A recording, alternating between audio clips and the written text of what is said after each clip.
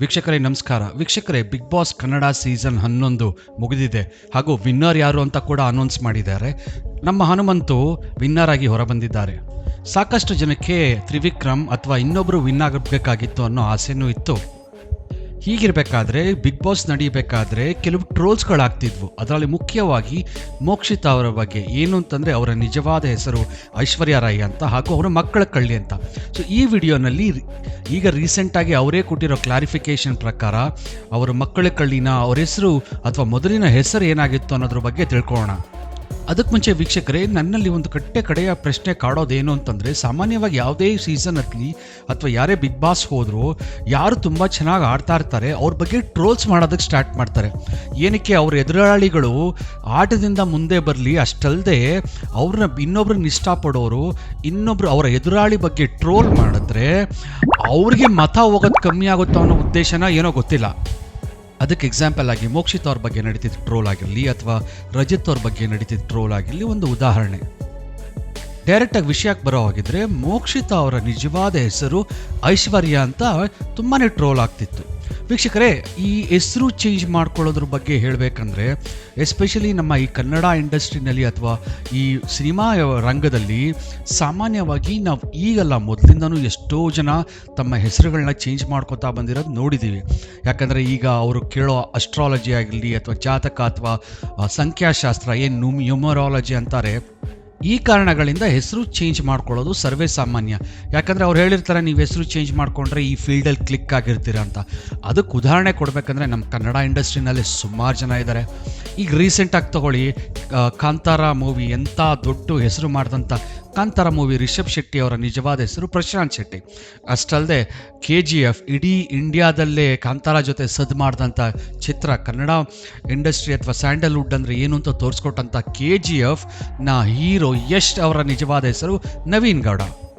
ಹೀಗಾಗಿ ಮೋಕ್ಷಿತ್ ಅವರು ಕೂಡ, ಯಾಕಂದರೆ ಅವ್ರು ಹುಟ್ಟಿದಾಗ ಅವ್ರ ಹೆಸರನ್ನ ಐಶ್ವರ್ಯ ಅಂತ ಇಟ್ಟಿದ್ರು, ಬಟ್ ಇವರ ಹೆಸರು ಮೋಯಿಂದ ಬರಬೇಕಾಗಿದ್ದ ಕಾರಣದಿಂದಾಗಿ ನ್ಯೂಮರಾಲಜಿ ಮತ್ತು ಅಸ್ಟ್ರಾಲಜಿ ಪ್ರಕಾರ ಮತ್ತೆ ಸಿನಿಮಾ ರಂಗದಲ್ಲಿ ಬೆಳಗಬೇಕು ಅಂದರೆ, ಮಿಂಚಬೇಕು ಅಂದರೆ ಹೆಸರು ಮೋಯಿಂದನೇ ಇರಬೇಕು ಅನ್ನೋ ಕಾರಣದಿಂದಾಗಿ ಅವರ ಹೆಸರನ್ನು ಮೋಕ್ಷಿತ ಅಂತ ಬದಲಾಯಿಸ್ಕೊಂಡಿದ್ದಾರೆ. ನಾನು ಆಗಾಗಲೇ ಹೇಳಿದಾಗೆ ಇದೊಂದು ಸರ್ವೇ ಸಾಮಾನ್ಯ ಆಗಿದೆ ಈ ಮೂವಿ ಇಂಡಸ್ಟ್ರಿನಲ್ಲಿ ಹೆಸರು ಚೇಂಜ್ ಮಾಡ್ಕೊಳ್ಳೋದು. ಬರೀ ಮೂವಿ ಇಂಡಸ್ಟ್ರಿ ಅಲ್ಲ, ಸಾಮಾನ್ಯವಾಗಿ ಸಾಮಾನ್ಯ ಜನರು ಕೂಡ ಈ ನಡುವೆ ತುಂಬ ನ್ಯೂಮರಾಲಜಿ. ಯಾಕಂದರೆ ನಾವೊಂದು ಕಾರ್ ತೊಗೊಂಡ್ರೆ ನಮ್ಗೆ ಇಂಥದೇ ನಂಬರ್ ಬೇಕು ಅಂತ ದುಡ್ಡು ಕೊಟ್ಟು ತೊಗೋತೀವಿ, ಯಾಕಂದರೆ ಒಳ್ಳೇದಾಗಲಿ ಅಂತ. ಒಂದು ಮನೆ ತೊಗೋಬೇಕಾದ್ರೆ ಅಥವಾ ಒಂದು ಫೋನ್ ನಂಬರ್ ತೊಗೋಬೇಕಾದ್ರೆ ನಮ್ಮ ಕಡೆ ನಂಬರ್ ಇದೇ ಬರಬೇಕು ಅಥವಾ ಈ ನಂಬರ್ಗಳೇ ಇರಬೇಕು ಅಂತ ತುಂಬಾ ನೋಡ್ತೀವಿ. ಹಾಗಾಗಿ ಈ ನ್ಯೂಮರಾಲಜಿ ಪ್ರಕಾರ ಹೆಸರು ಚೇಂಜ್ ಮಾಡ್ಕೊಳ್ಳೋದು ಸಾಮಾನ್ಯವಾಗಿ ಈ ನಡುವೆ ನಾವು ಸುಮಾರು ಕಡೆ ನೋಡ್ತಾ ಇದ್ದೀವಿ. ಹೀಗಾಗಿ ಮೋಕ್ಷಿತ್ ಅವ್ರು ಚೇಂಜ್ ಮಾಡ್ಕೊಳ್ಳೋದ್ರಲ್ಲಿ ಏನೂ ಆಶ್ಚರ್ಯ ಇಲ್ಲ ಅನಿಸುತ್ತೆ. ಇದು ನನ್ನ ಅನಿಸಿಕೆ. ನಿಮ್ಗೇನು ಅನಿಸುತ್ತೆ ಹೆಸರು ಚೇಂಜ್ ಮಾಡ್ಕೊಳ್ಳೋದ್ರ ಬಗ್ಗೆ? ಅಥವಾ ಈ ವಿಡಿಯೋ ನೋಡ್ತಾರ ನಿಮ್ಮಲ್ಲಿ ಯಾರಾದರೂ ಹೆಸರು ಚೇಂಜ್ ಮಾಡ್ಕೊಂಡಿದ್ದೀರಾ ಅಥವಾ ಏನಾದರೂ ಸಣ್ಣದೊಂದು ತಿದ್ದುಪಡಿ ಏನಾದರೂ ಮಾಡ್ಕೊಂಡಿದ್ದೀರಾ? ಇನ್ನು ಮಕ್ಕಳ ಕಳ್ಳಿ ಅನ್ನೋ ಆರೋಪದ ಬಗ್ಗೆ ನೋಡಬೇಕಂದ್ರೆ, ವೀಕ್ಷಕರೇ ನೋಡಿ, ಒಬ್ಬರು ಯಾರೇ ಆಗಲಿ ಕೋರ್ಟ್ನಲ್ಲಿ ತೀರ್ಮಾನ ಆಗೋವರೆಗೂ ಅವರು ಅಪರಾಧಿ ಆಗಿರೋದಿಲ್ಲ. ಕೋರ್ಟ್ನಲ್ಲಿ ಸಾಕ್ಷಿಗಳು ಆಮೇಲೆ ಆಧಾರದ ಮೇಲೆ ಕೋರ್ಟ್ ತೀರ್ಮಾನ ಮಾಡುತ್ತೆ. ಹೀಗಾಗಿ ಅವರ ಒಂದು ಹೇಳಿಕೆಯ ಪ್ರಕಾರ ಅವರು ಆಗಲೇ ನಿರಪರಾಧಿ ಅಂತ ಪ್ರೂವ್ ಆಗೋಗಿದೆ. ನಮ್ಗನ್ನಿಸ್ಬೋದು ಅವರು ಕೋರ್ಟ್ಗೆ ಯಾಕೆ ಹೋದ್ರು, ಈ ರೀತಿ ಒಂದು ಸಂಕಷ್ಟದಲ್ಲಿ ಯಾಕೆ ಸಿಕ್ಕಾಕೊಂಡ್ರು ಅಂತ. ಅದ್ರ ಬಗ್ಗೆ ಸಂಪೂರ್ಣ ಮಾಹಿತಿ ಅವ್ರು ಕೊಟ್ಟಿಲ್ಲ. ಅದು ವಿಧವಾದ ಕಾರಣಗಳಿರ್ಬೋದು, ಬೇರೆಯವ್ರು ಸಿಕ್ಕಾಕಿಸಿರ್ಬೋದು. ಸೊ ಈಗ ಸದ್ಯಕ್ಕೆ ಕೋರ್ಟಿನವರು ಹೇಳಿರೋ ಪ್ರಕಾರ ಅವರು ನಿರಪರಾಧಿ ಹಾಗೂ ಅವರಿಗೆ ಆ ರೀತಿ ಸರ್ಟಿಫಿಕೇಟ್ ಕೊಟ್ಟು, ಅಂದರೆ ಮೋಕ್ಷಿತ್ ಅವರೇ ಹೇಳ್ಕೊಂಡಿರೋ ಪ್ರಕಾರ ಅವರು ನಿರಪರಾಧಿ ಅಂತ ಪ್ರೂವ್ ಆಗೋಗಿದೆ ಹಾಗೂ ಅದ್ರ ಬಗ್ಗೆ ಮತ್ತೆ ಚರ್ಚೆ ಮಾಡೋದಕ್ಕೆ ಇಷ್ಟಪಡೋದಿಲ್ಲ ಅಂತ ಕ್ಲಾರಿಫಿಕೇಷನ್ ಕೊಟ್ಟಿದ್ದಾರೆ. ಈ ರೀತಿ ಅವ್ರು ಕೊಟ್ಟಿರೋ ಕ್ಲಾರಿಫಿಕೇಷನ್ ಕಾರಣದಿಂದ ಅವ್ರ ಹೆಸರು ಏನಕ್ಕೆ ಚೇಂಜ್ ಆಯಿತು, ಅವ್ರ ಬಗ್ಗೆ ಏನು ಟ್ರೋಲ್ಗಳು ನಡೀತಾ ಇತ್ತು ಅದ್ರ ಬಗ್ಗೆ ಮಾತನಾಡಿ ಕ್ಲಾರಿಫಿಕೇಷನ್ ಕೊಟ್ಟು ಎಲ್ಲ ಒಂದು ವಿವಾದಗಳಿಗೆ ಪರದೆ ಹೇಳ್ತಿದ್ದಾರೆ ಅಂತ ಕೂಡ ಹೇಳ್ಬೋದು. ಏನೇ ಇರಲಿ, ಮತ್ತೆ ಕಡೆಯಾದಾಗ ನಾನು ಕೇಳೋ ಪ್ರಶ್ನೆ ಒಂದೇ.